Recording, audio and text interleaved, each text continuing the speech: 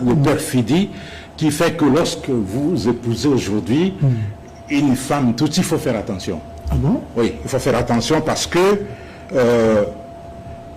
si vous êtes responsable, et c'est ce qu'ils ont fait avec les chefs coutumiers, les grands chefs coutumiers un peu partout, on vous donne une femme.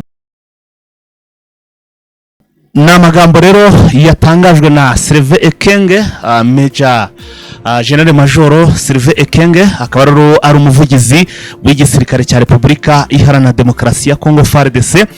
Muri iki gitondo rero akaba habyutse inkuru ikomeye cyane ivuga kuri uyu musirikare ku munsi w'ejo wiriwe yapkiyogoje kuri rezo sosiyo, agaragaza rero mu by'ukuri urwango rukomeye cyane iki gihugu cya Repubulika Iharanira Demokarasi ya Kongo, reka nte gukoresha igihugu ahubwo ubutegetsi bw'iki gihugu cya Repubulika ya Demokarasi ya Kongo mu by'ukuri rufitiye abo mu bwoko bw'abatutsi hano muri iki gihugu cya Repubulika Iharanira Demokarasi ya Kongo. Nyuma yo gutangaza byinshi bigiye bitandukanye twagiye mu by'ukuri tugarukaho ku munsi w'ejo mu biganiro byacu, ubu tuvugana rero uyu mugabo Sylvain Ekenge Bomusa wari umuvugizi w'iki gisirikare cya Repubulika ya Demokarasi ya Kongo bidasubirwaho yamaze kuba ahagarikwa ku nshingano zo kuba umuvugizi w'iki gisirikare cya Repubulika Iharanira Demokarasi ya Kongo. Kugira ngo wenda twinjire neza mu kiganiro, reka tubanze tubabwire bimwe mu byo yatangaje. Akora atangaje ko mu by'ukuri ubwoko bw'abatutsi hano muri Repubulika Iharanira Demokarasi ya Kongo ari ubwoko bubi, ndetse anagenda agaragaza uburyo ki yewe ngo iyo ugerageje kumushakamo umugore ngo hari igihe rwose ngo imiryango ngikoherereza abo bita ngo ni abavandimwe cyangwa se nabo mu miryango bashobora kuba bakohereza ngo ni mubyara nande mu by'ukuri ngo bikarangira ngo ari bo babyaranye, wowe ugasigara mu by'ukuri uri aho ngaho ngo niyo strategy bagira. Ibyo byose ni byagiye atangaza ku munsi w'ejo, anaburira cyangwa se anagira inama abo bafatikanyije kuyobora iki gihugu cya Repubulika Iharanira Demokarasi ya Kongo kudashaka muri ubu bwoko bw'abatutsi.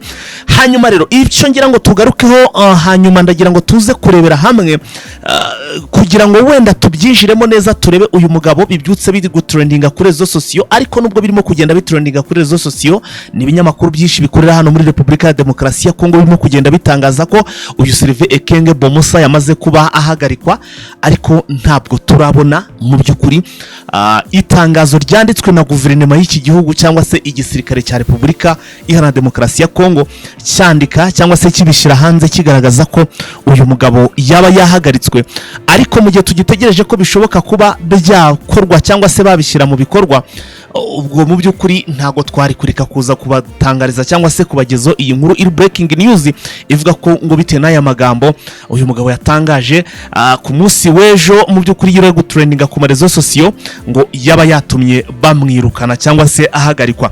N'amagambo atigeze yishimirwa n'ibihugu bigiye bitandukanye, ndetse tutibagiye n'igihugu cy'Ububirigi ubona ko ari cyo gihugu gikomeza kugenda kibaba inyuma, ndetse binavuga rwose cyangwa se nk'uko binagenda bigaragara ko cyagize akaboko kanini muri bibiri kuba muri aka karere k'ibiyaga bigari, ndetse batanahwema kuvuga ko mu by'ukuri na jenoside yakorewe abatutsi hano iwacu mu Rwanda mu mwaka w'1994 naho rero aba bagabo bakaba bafitemo akaboko, kuko hari naho bavuga rwose ko ubu tuvugana bagikorana n'iyi mitwe itwaje intwaro yasize ikoze jenoside, ndavuga FDLR hano muri ubu burasirazuba bwa Repubulika Iharanira Demokarasi ya Kongo, kuko murabizi ko n'ubundi bagifite umugambi wo kuba bagaruka mu Rwanda n'ubundi bagakomereza cyangwa se bagasubukurira aho bari bagejeje, ariko intego nyamukuru ngo ari ugukuraho ubutegetsi bw'iki gihugu cy'u Rwanda. Hanyuma rero bigaragara ko nk'uko abashakashatsi ndetse n'abandi, reka tubanze twamaze donc duhita tugaruka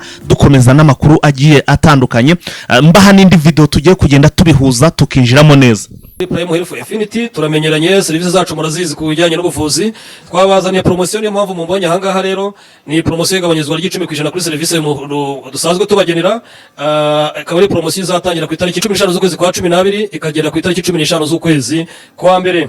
Promotion rero tuzajya tuya umuntu ufite ubushobozi nibura bwo gufata serivisi ku burwayi, nibura doze yandikiwe akaba yabasha kuyifata, ndavuga diabete, umuvuduko w'amaraso, stroke, indwara z'imitsi, abantu bafite ibibazo by'akanyabugabo ibijyanye n'amabanga y'urugo cyangwa kutabyara, infection n'ibindi. Hari umuntu urwaye amibe ni indwara izangiriza abantu, igifu, hemorrhoide, indwara z'amagufa, indwara z'amaso, ubuhumekero n'izindi ni nyinshi cyane.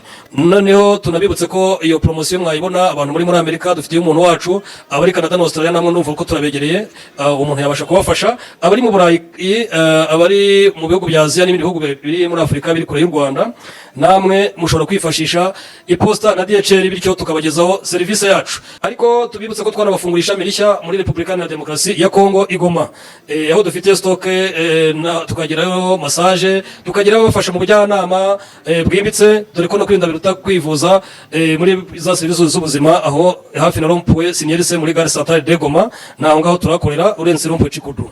Naho abari Gisenyi ni ku muhanda w'amadepo, mu gihe abari mu Kigali ni ku muhanda ujya 12 inyuma y'isoko rya Kimironko hakurya na restaurant bita Vision Restaurant.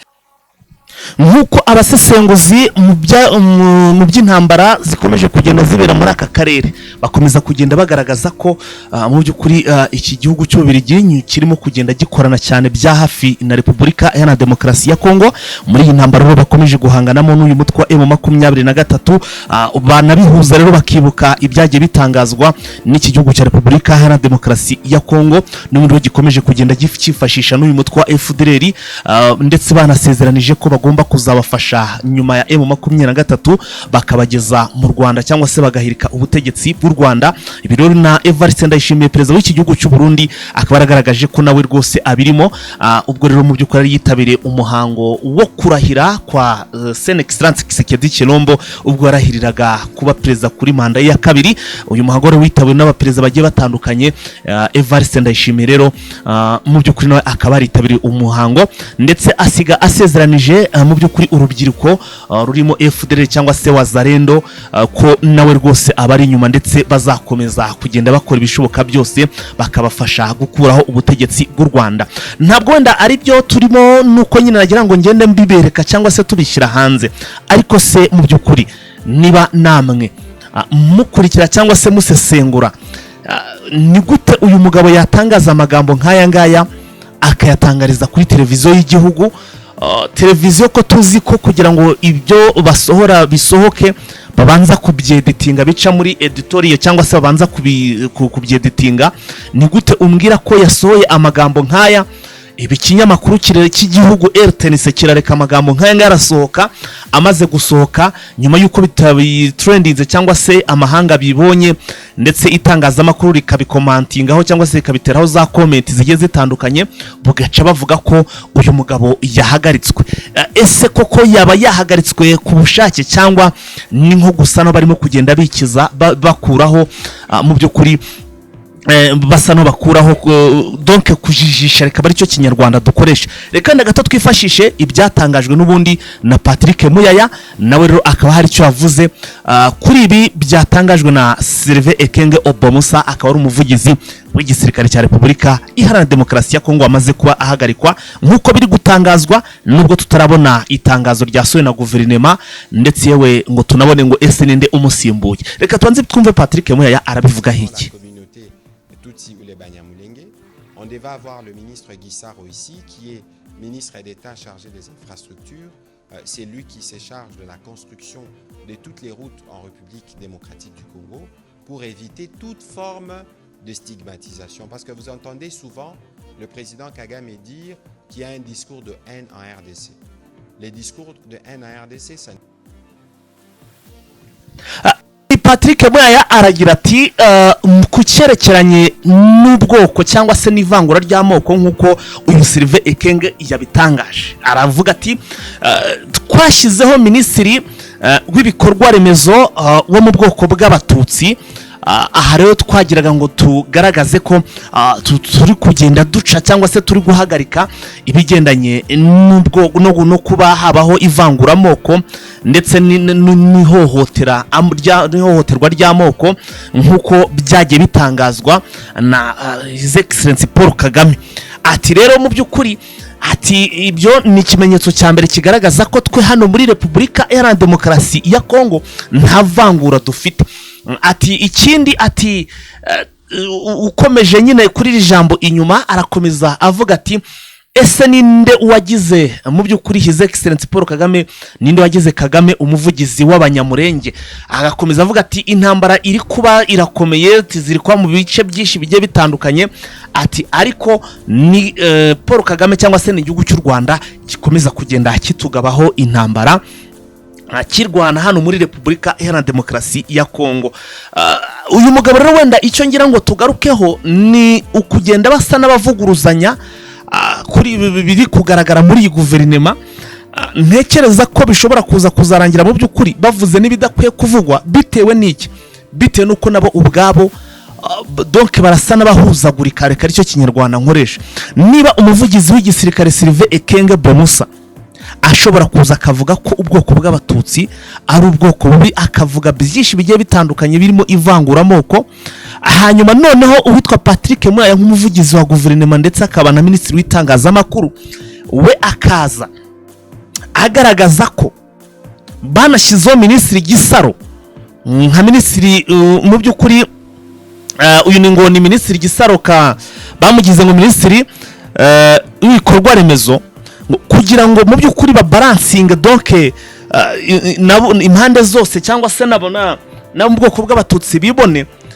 Urumva ko mu by'ukuri ibi bari kuvuga bisa n'aho ari ibintu bateguye, ariko noneho Sylvain Ekenge we agasa naho umugambi bafite mu by'ukuri asa naho yacitswe muri make, reka tuve ko yacitswe cyangwa se bikaba ari n'agatego bamuteze kugira ngo n'ubundi bamuhagarike, kuko urabizi ko abasirikare benshi bakuru hano muri Repubulika ya Demokarasi ya Kongo bari kugira gute, bari kugenda babahagarika, barimo barashaka ngo kubaka igisirikare gikomeye, igisirikare cyo ku rwego rwo hejuru gishya ngo kigomba guhangana na M23, kuko batinya ko aba bakuru ngo bashobora kuba bafite communication mu by'ukuri na M23.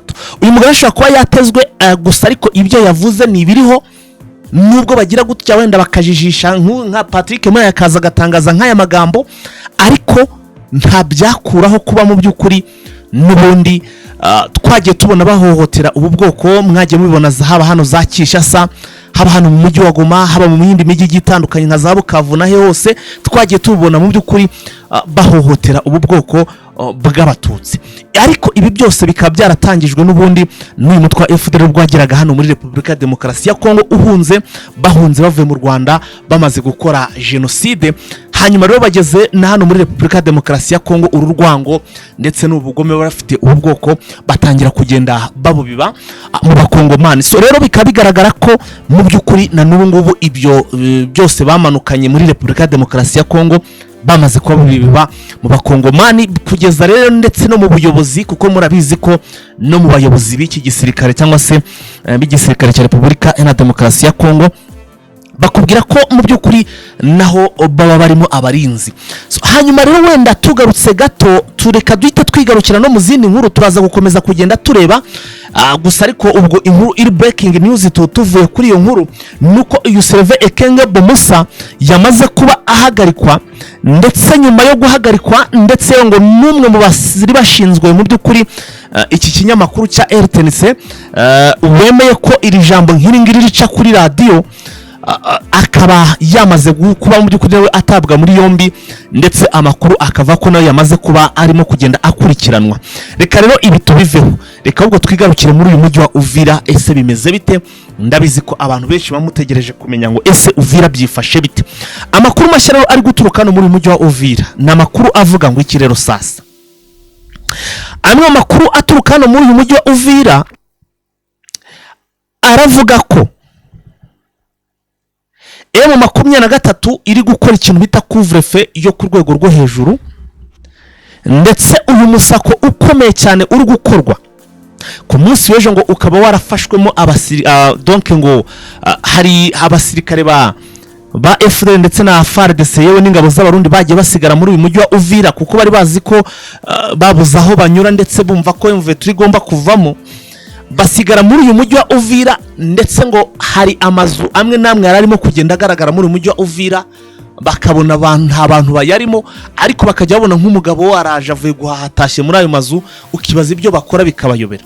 Nk'uko amakuru atubwira rero ngo ejo umusako wabaye ngo ukaba wasize bafashe aba FDL yewe ngo bakaba hafi bafashe FDL bakaba hafi 35 bari mu nyubako imwe, ndetse ngo bakaba bari bafite n'intwaro nyinshi hano muri aya mazu, aho rero ngo bari basa n'abari gucura umugambi karahabutaka wo kuba batangiza ibitero kuri uyu mutwe wa M23 cyangwa se muri uyu mujyi wa Uvira. Nk'uko amakuru akomeza kugenda tugeraho, aravuga ko no muri iki gitondo umusako wakomeje, ndetse hari n'umusako ukomeye cyane karahabutaka.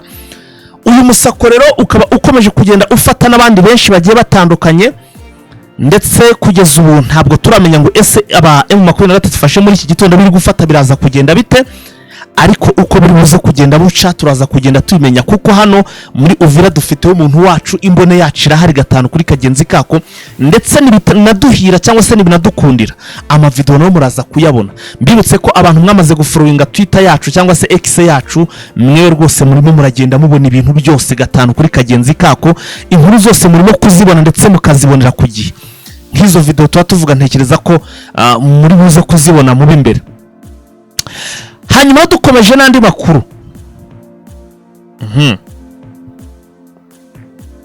Dukomeje n'andi makuru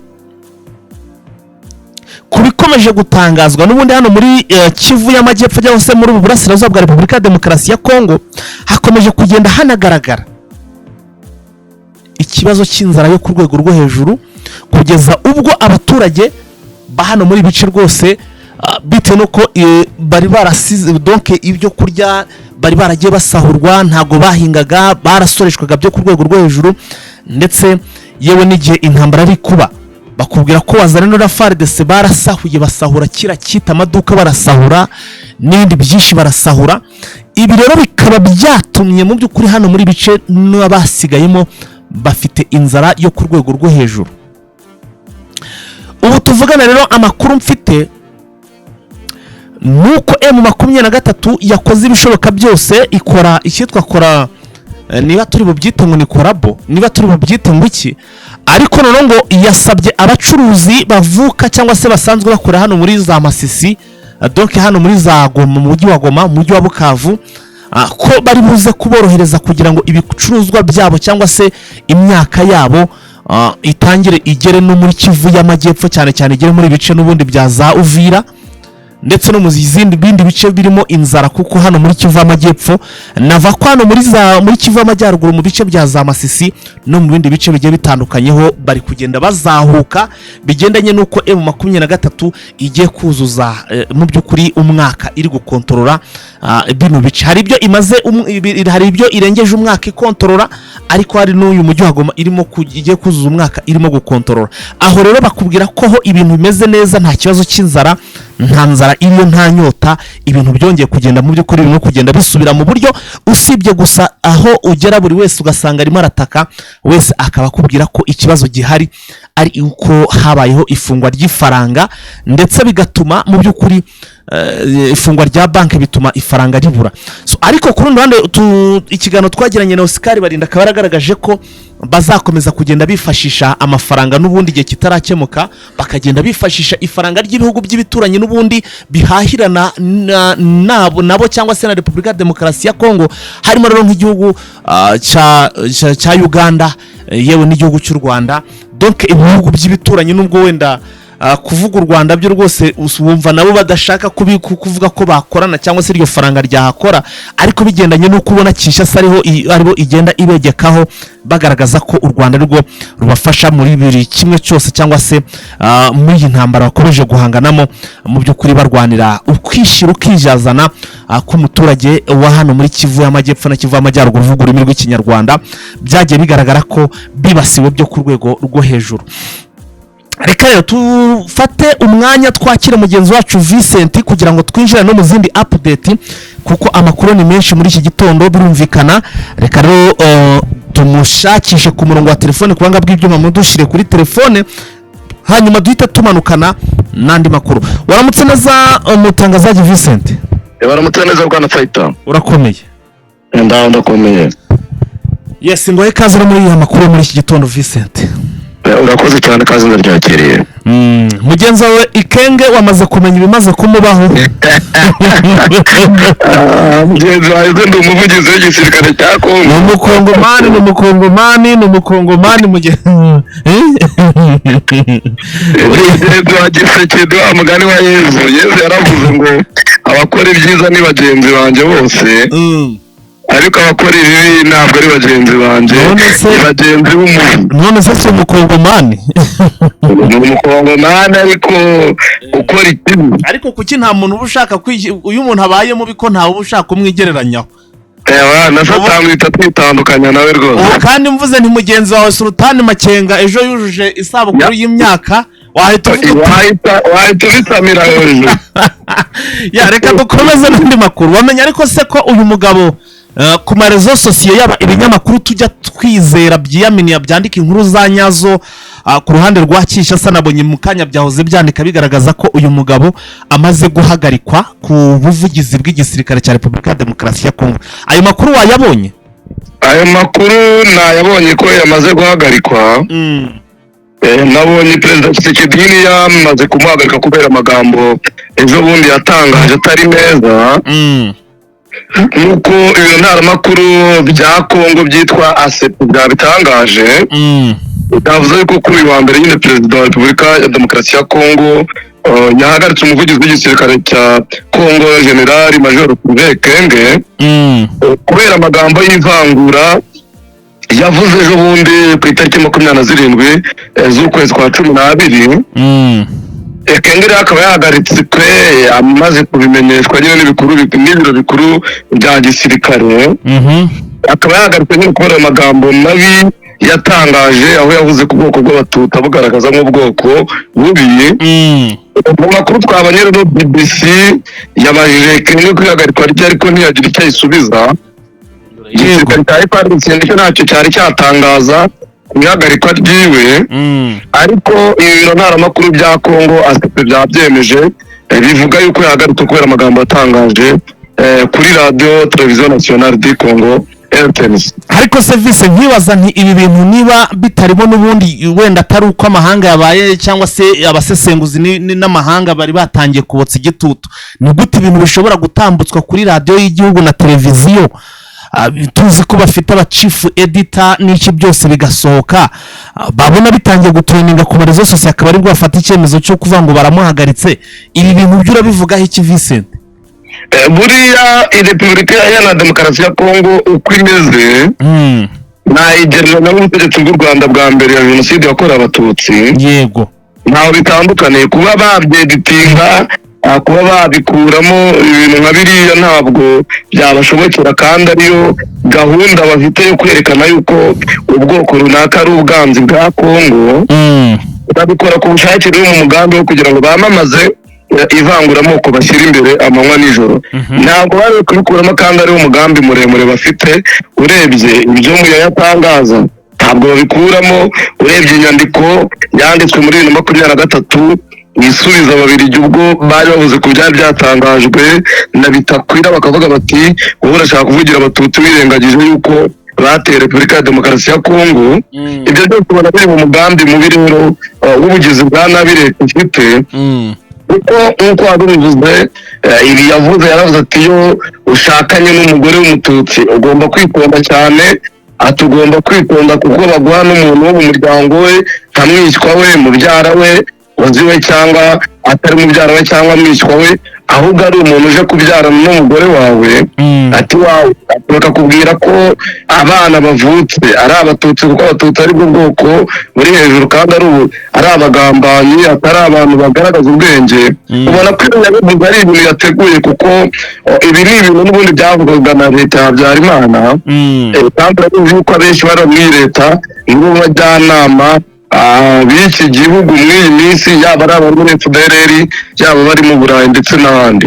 Ibi yadabikoze mu mujyo wo gushinga leta y'u Rwanda gufasha umutwe wa M23 cyane. Urabizi yuko iyo bageze ku bibazo biri mu burasirazuba bwa Kongo ntibasiga u Rwanda kururekera cyangwa kurushinja ibinyoma ubundi akaba yarabivuze mu kiganiro cyitwa Special Plateau cya RTNC cyari kugaruka ku bibera mu burasirazuba bwa Repubulika ya Demokarasi ya Kongo n'umutekano muke uhari, aho yakabigarukaho uko we yese agaragaza urwango rufitiye Abatutsi. Ibi ni nabyo byagarutsweho na Maxime Prévost, Minisitiri w'Ububanyi n'Amahanga w'Ububiligi, igihugu cyakurije Repubulika ya Demokarasi ya Kongo. Urabye yuko ejo nawe wari wabigarutseho uvuga ati ni gute igihugu cy'Ububiligi gitamagana bino bintu nk'igihugu cyakoronije iki gihugu, ariko Maxime Prévost ari nkaho yahise akumva akoresha urubuga rwe yahise yandika ko ababajwe cyane n'amagambo yavuzwe na General Kenge yibasira ubwoko bw'Abatutsi, yongeraho ko ibintu bidakwiye na busa ku muntu uhagarariye ubutegetsi. Aravuga ati ndabyamaganye mu buryo bukomeye cyane. Aya magambo ye yose y'urwango abantu benshi bayamaganye, yaba ari Nduhungire, yaba ari Kenge, nk'uko nawe ubu ari kubitekerezaho, nubwo atasubira inyuma ngo asabe imbabazi nyuma yo gufatirwa icyemezo cyo guhagarikwa, ariko ndatekereza ko ubu ari kujya yatekereza ku ngaruka nyayo y'uburyo amagambo yatangaje ashobora kugira ingaruka kuri Kongo, ndetse n'ibihugu rega by'ibituranyi na Kongo bitabyamagana nabyo bishobora kugirwaho ingaruka n'ayo magambo. Hanyuma vise dukomeje rero, wenda reka tuve kuri iyi nkuru dusimbukire no mu yandi makuru, kuko dufite update nyinshi. Ndabizi ko abantu benshi bagiye basesengura kuri izi nkuru, igero kirageze ngo tugaruke wenda no mu bindi bice abantu bamenye ngo bihagaze bite. Ni kuri uyu munota ngira ngo tubyinjiremo twirebere n'andi makuru akomeje kugenda avugwa. Ariko gato wenda mbere ko dukomeza hano muri Repubulika ya Demokarasi ya Kongo, reka tubanze tugaruke mu gihugu cy'u Burundi, aho bivuga ko ngo Minisitiri w'Imari mu Burundi akaba ngo ari mu by'ukuri Ndikumana yamenyesheje abasenateri ko ngo sosiyete yitwa ngo ni FOM ikora ifumbire mvaruganda ngo imaze igihe imutera ubwoba, imusaba kuyiha amafaranga atari mu masezerano bagiranye na leta. Bimeze bite ibyo uyu mugabo utangiye kugenda agaragaza ko bari kumutera ubwoba? Nibyo, ni Minisitiri w'Imari n'Igenamigambi mu gihugu cy'u Burundi yatangaje yuko ari guterwa ubwoba n'abayobozi ba FOMI n'uruganda rukora ifumbire y'imvaruganda mu kino gihugu. Mu magambo ye rero Dr. Ndikumana yabwiye abagize inteko ishinga amategeko, yavuze yuko sosiyete FOMI isanzwe ikora ifumbire mvaruganda nyine abayobozi bakomeje kumutera ubwoba bamusaba amafaranga atandukanye n'ayo iyi minisiteri yasinyanye n'uru ruganda kugira ngo bakore ifumbire. Uyu muyobozi rero yabigaragarije abasenateri, agaragaza ko iki kibazo cyo guhera batangira kumwishyuza mu kwezi gushize ko bamwakaga n'amafaranga atandukanye n'ayo basinyanye, abigaragaza ko ikibazo gikomeye kandi kirimo kubangamira igihugu. Aravuga ati ukuboza FOMI yangejejeho inyandiko ebyiri zicuza nka Minisiteri y'Imari, ati banditse amafaranga angana n'agaciro k'ifumbire ngo barengeje kuyo yari yemeye gukora hashingiwe ku masezerano. We asobanura ko muri iyo nyandiko harimo no kubasaba amafaranga y'amarundi angana na miliyari 50 y'ifumbire y'inyongera yatanzwe ku gihembwe B ndetse na C cy'umwaka wa 2025.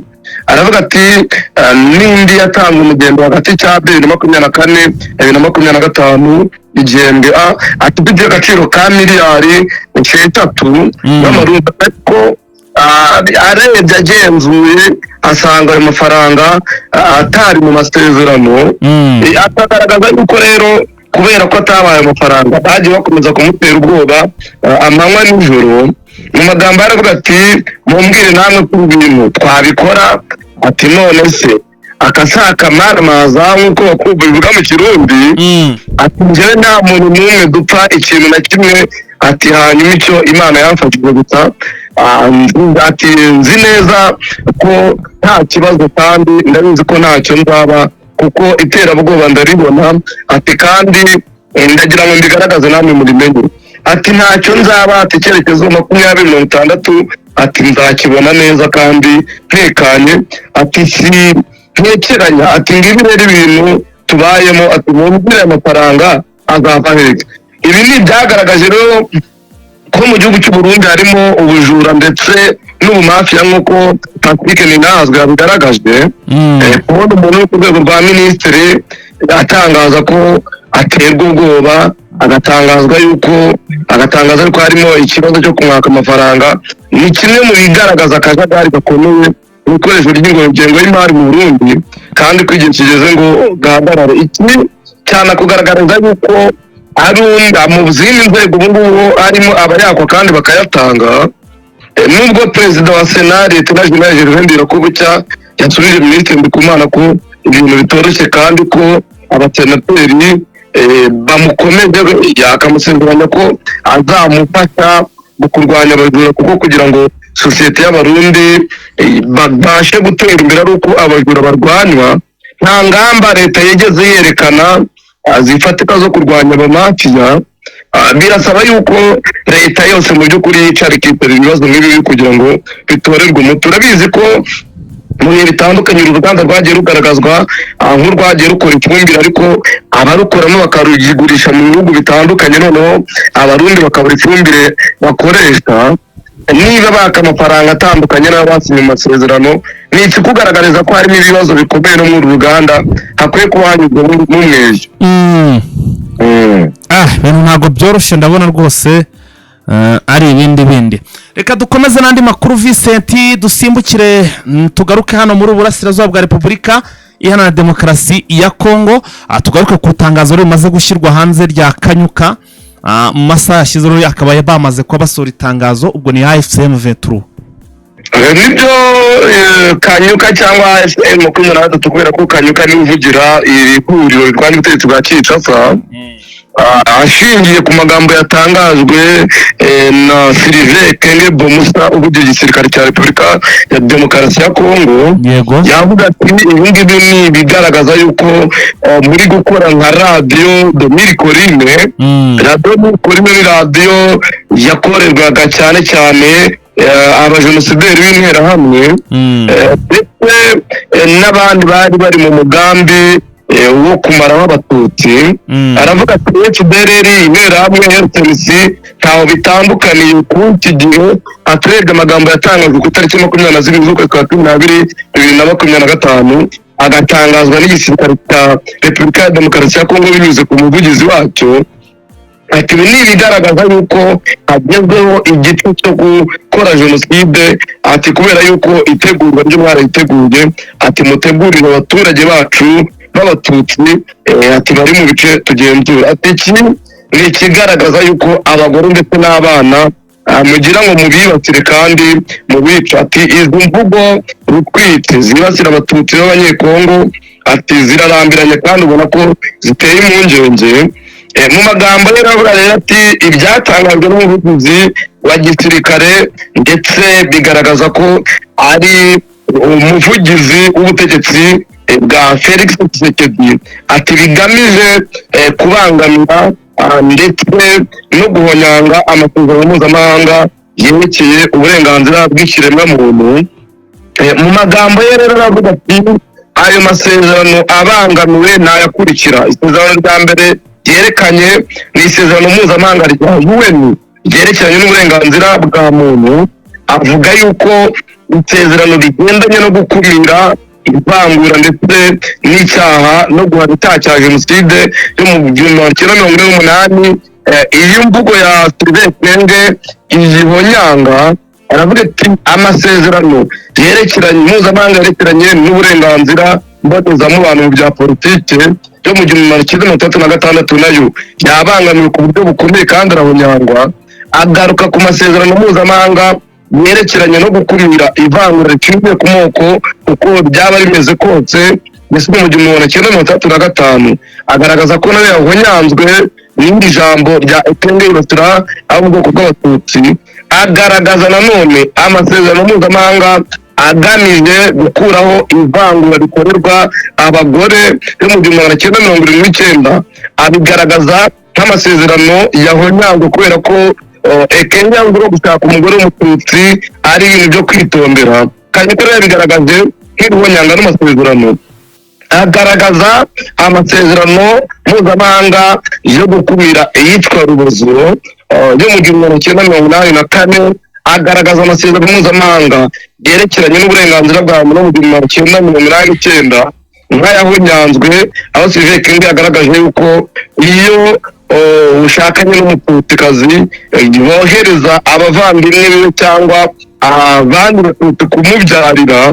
Kanyuka yabigaragaje nk'ibibangamiye amasezerano arengera uburenganzira bw'umwana mu 1989, agaragaza yuko habangamiwe amasezerano ashyiraho urukiko mpuzamahanga mpanabyaha bufite icyicaro irahe yo mu 1998. Ikindi Lawrence Kanyuka yagaragaje yuko amasezerano nyafurika arengera uburenganzira bwa muntu ndetse n'ubw'abaturage mu 1981 muri yahonyanzwe, ndetse na protokole ya Maputo muri 2003 yahonyanzwe ku buryo bukomeye.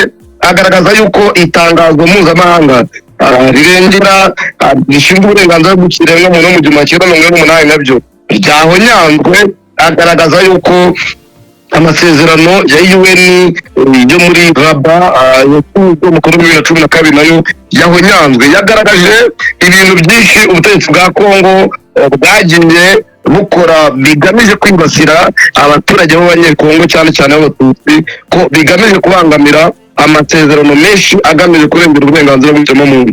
Kandi fight makubwira yuko Kanyuka yagarutse no ku bitero bimaze iminsi bigabwa mu bice bakontorora. Yavuze yuko ubutegetsi bwa Kinshasa bukomeje guhonyanga mu buryo bugaragara agahenge.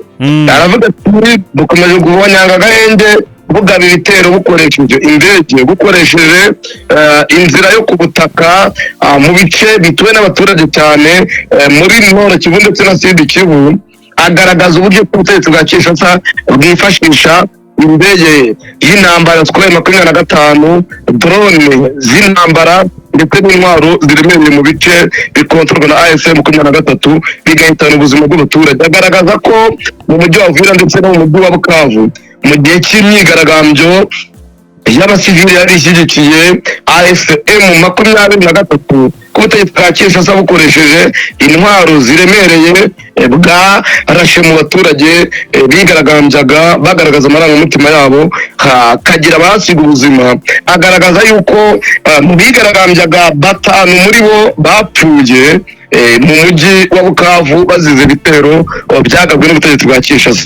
AFM 23 ikavuga yuko itazihanganira ibikorwa nk'ibi, ivuga yuko ihamagarira komite mpuzamahanga ndetse n'imiryango itandukanye ikorera mu gihugu cya Repubulika ya Demokarasi ya Kongo ko bagakwiye gukora igishoboka cyose bakarwanya jenoside irimo itegurwa n'ubutegetsi bwa Kinshasa nk'uko Lawrence Kanyuka yabigaragaje. Akavuga yuko aya magambo agizwe n'imvugo z'urwango bigamije kugira ngo byangishe abatutsi abanyekongo ari ibintu byose kwamagana. Bagaragaza yuko gushyira ku ruhande abanyekongo b'abatutsi ndetse bigakorwa mu buryo bw'amayeri ko ari ibintu byateguwe kandi bimaze igihe kandi bikwiye kuba byamaganwa. Bagaragaza ko kubangamira agahenge bikomeje gukorwa n'ubutegetsi bwa Kinshasa bibangamiye bikomeye amasezerano shingiro yashyizweho umukono ido hagati ya M23 ndetse n'ubutegetsi bwa Kinshasa. Agaragaza yuko ubutegetsi bwa Kinshasa ari ubutegetsi bw'abajenosideri kandi bukomeza guteza intambara mu miryango y'abanyekongo, kuvangura ndetse no kumaraho abaturage batuye mu burasirazuba bwa Kongo aricyo bagamije. Arangiza agaragaza ko AFC 23 izakomeza kurwana ku baturage bayo kandi ikarwanya igishoboka cyose cyababuza ubuzima. Avuga yuko icyo bagamije ari ukurengera umutekano w'umuturage mu cyubahiro ndetse no mu burenganzira bwe bwo kugira abeho. Ibi nabyo akaba yabivuze asubiza Bertrand Bisimwa wagaragazaga yuko izi mvugo za Ekenge ari imvugo z'urwango kandi zigomba kwamaganwa, aho yerekanaga ko umututsi ari umwanzi w'abanyekongo.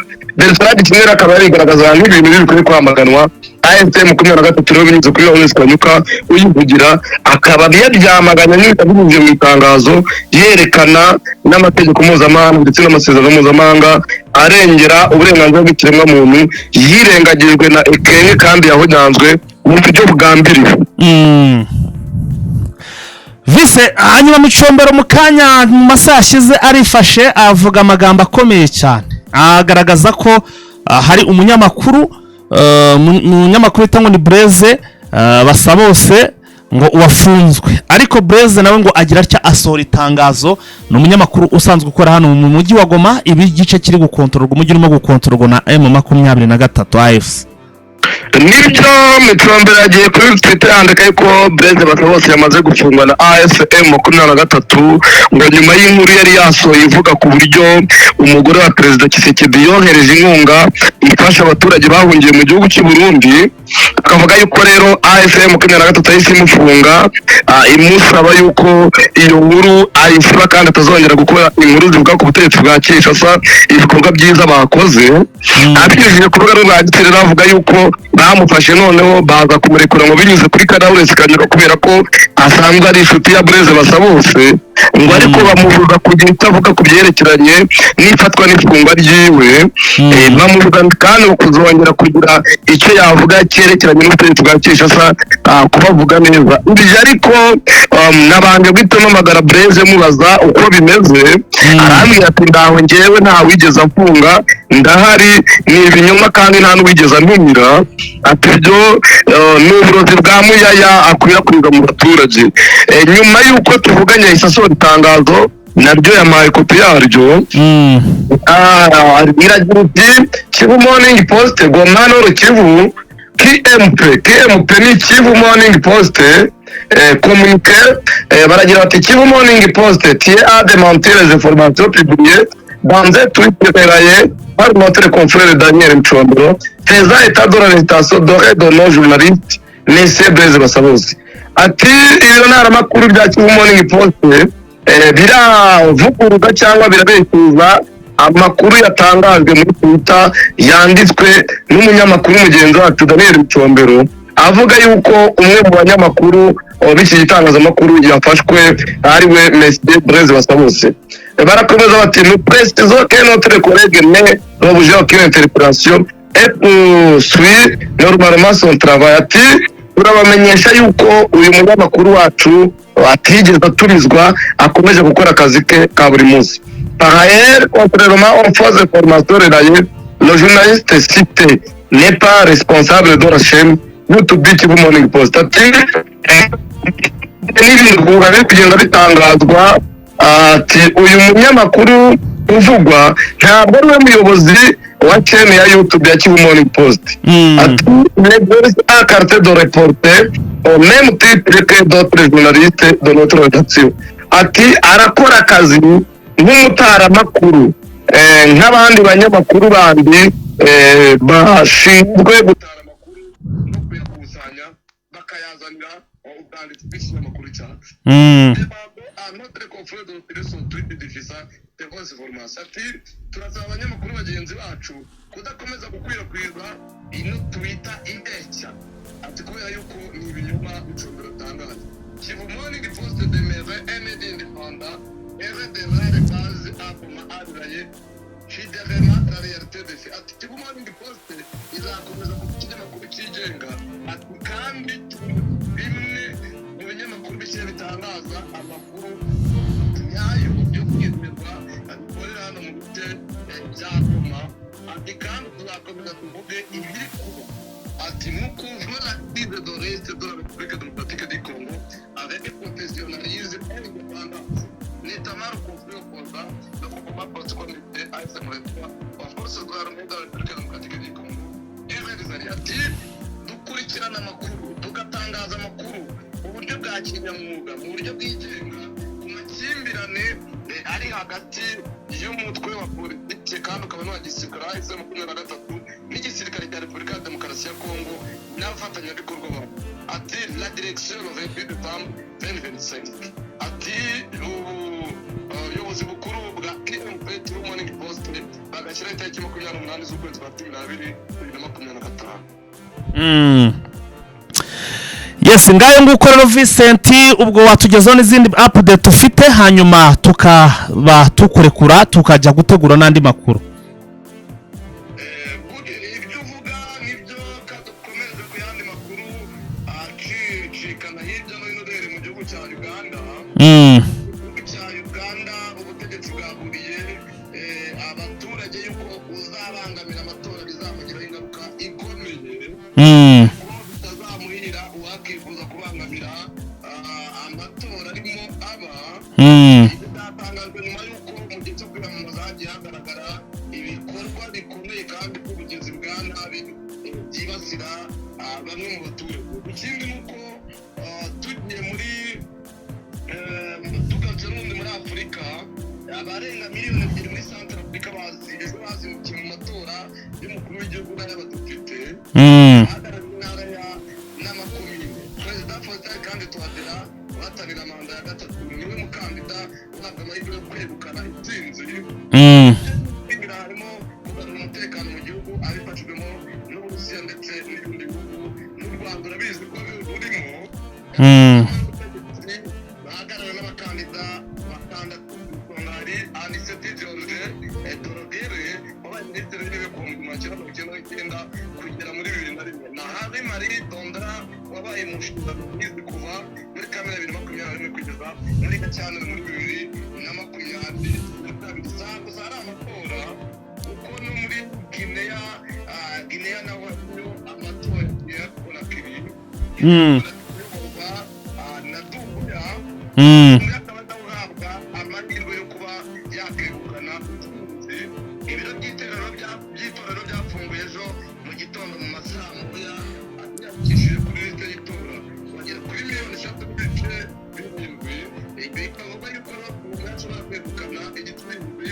Abahatanira abakandida bagera muri 7 nibo batanze kandidatire kugira ngo bahanganire Jenerali Mamadou yayoboye inzibacyuho. Harimo bita Abdoulaye Babe, hakabamo bita Makare Kamara, hakabamo bita Ibrahimu Aben Sida, hakabamo bita Baya Basana Mirimono, hakabamo bita Abdoulaye Akuruma, hakabamo bita Mohamed Nabe, hakabamo bita Buna Keita na Mohamed Serif Tunkara. Aba ni abakandida bahangana Jenerali Dumbuya niwe uhabwa amahirwe menshi yo kuba yatsindira amatora nk'umukuru w'igihugu ashingiwe ahanini ku mbaraga za politiki arusha abo bahanganye. Mu bari guhangana ariko bari mu buhungiro hanze y'igihugu harimo Alpha Conde wahirizwe ku butegetsi muri 2021 ndetse na Serge Delphine Diallo utavuga rumwe n'ubutegetsi bw'iki gihugu ariko akaba yarahunze.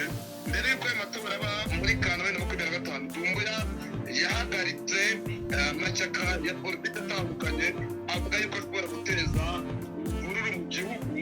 Ibi bamunenga bakaba barabigaragaje nk'ibintu bibi bisa yuko atakwiyegurira ubutegetsi, ariko akabigaragaza nk'ibintu bigamije gukura igihugu mu kaga, akavuga yuko adashaka akavuyo n'akaduruvayo mu gihugu. Dumbuya watorejwe akanakora igisirikare mu Bufaransa ndetse no mu bindi bihugu bitandukanye by'Uburayi, agaragara nk'umwe mu bavuga makeya ariko agashyira mu bikorwa byemereye abaturage.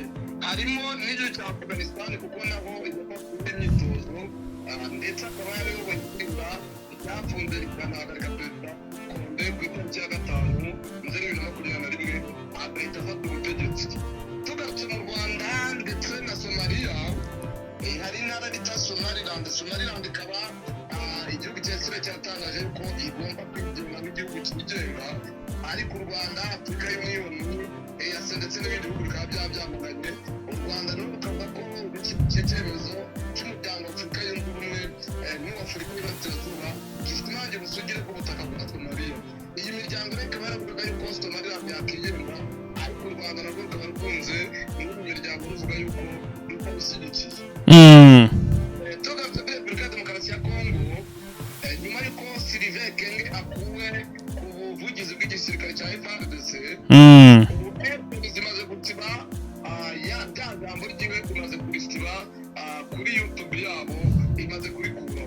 Bimwe Ekenge yari yatangaje. Ekenge yari yatangaje imaze kubisiba n'ibikiriho. Ariko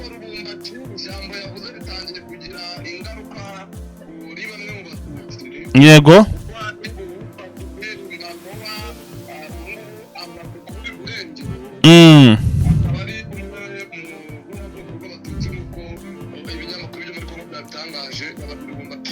ariko yaburiwe urugero nk'uko amakuru y'ibinyamakuru byo mu burasirazuba bwa Kongo ndetse n'icyitwa mu bitangaza ngira ngo twagaruka amatwi yabagariye twabigarutseho ariko undi Liberensi cyane cyane bakoranye na leta ya Habyarimana by'ivangura ndetse n'itotezwa ry'abatutsi akaba yari ari inyuma kuko ari mu bakoze itegeko nshinga ry'u Rwanda noneho yagiye kuri Twitter yamagana ibyatangajwe na Sylvain Ekenge ivangura atabishyigikiye ko yigeze no kwamagana ngo amategeko 10 y'abahutu kikaba ari kimwe mu bintu yakoze mu myaka isaga 40 ategeka ubutegetsi buvanguramo akaba nawe ngo yabyamaganye sinzi umuzimu wabaramuteye aho wagiye ibitandukanye n'ibyo yajyaga akora kuko mu bihe byinshi yakundaga gushyigikira ubu butegetsi bwa Kinshasa ndetse kuko bufitanye n'isano n'ubutegetsi bwa Habyarimana. Ikindi ni uko uwo bita Aredestekte nawe yahise avuga ati gukuraho Sylvain Ekenge ntabwo bihagije, ati byagakwiye kuba bigira n'izindi ngaruka ku butegetsi bwa Tshisekedi. Aba ni abasubizaga Prévost Maxime wagaragazaga yuko icyemezo cyo kuvuga amagambo nk'ariya kidakwiye inyarukiye Kinshasa. Igisirikare cyasabye abaturage yuko bakwiye gushyigikira FARDC mu gucunga umutekano ndetse no gusigasira kurwanya imitwe yitwaje intwaro itandukanye nk'uko umuvugizi w'igisirikare nta kino gice yabivuze.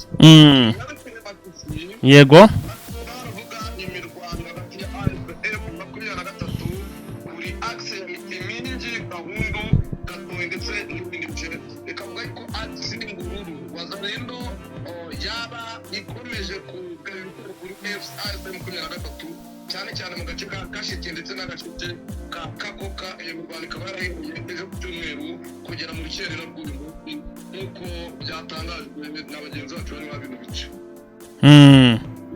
Twakomeza mu yandi makuru twabaturekera. Yes, urakoze cyane Vincent. Nagushimiye.